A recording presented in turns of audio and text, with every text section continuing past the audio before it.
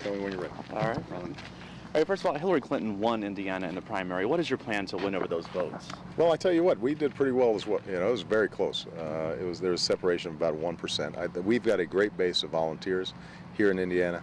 If you look at the combined votes of Hillary Clinton and myself, we win a general election with those combined votes. And so I just want to keep on making the case that the economy is not working for middle-class families, that jobs are being shipped overseas.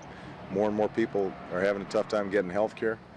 College has become unaffordable. Wages are flat while costs are going up. So if I describe very specifically how I want to get our economy back on track by investing in green technology and solar and wind and biodiesel, by investing in our infrastructure, helping to build the cars of the future that are energy efficient, then hopefully people will say that's the direction this country needs, and we want to give this guy an opportunity.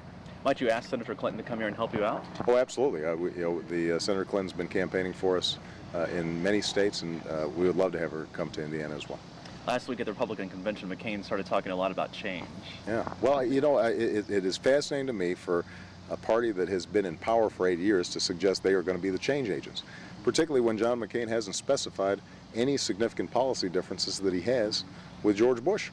I think the American people can see through that. They understand that if you adopt George Bush's economic policies, if you adopt his tax policies, if you adopt his health care policies, if you adopt his education policies, then you're not changing George Bush's policies. And that's what the American people are looking for.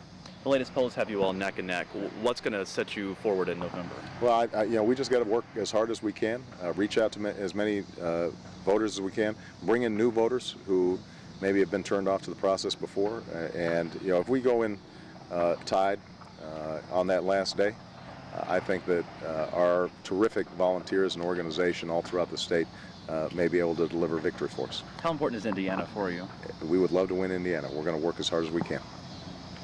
You talked a lot about education too, reforming education. What is your plan there? Well, if we don't make sure our schools are producing the engineers and the scientists and teachers and nurses of the future, then we're not going to be able to compete with China or India. So I want to invest in early childhood education, pay our teachers more, give them more professional development and support, and make college affordable for every young person in America in exchange for community service or national service.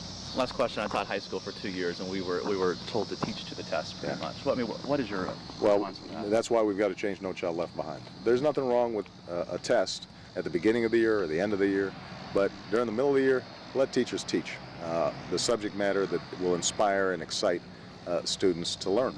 And I think that how we assess progress in the schools has to be changed to avoid teaching to the test. All right, Senator, thank you very much. Can I get a quick picture with you? Do you want? Who's got the camera? It's right here.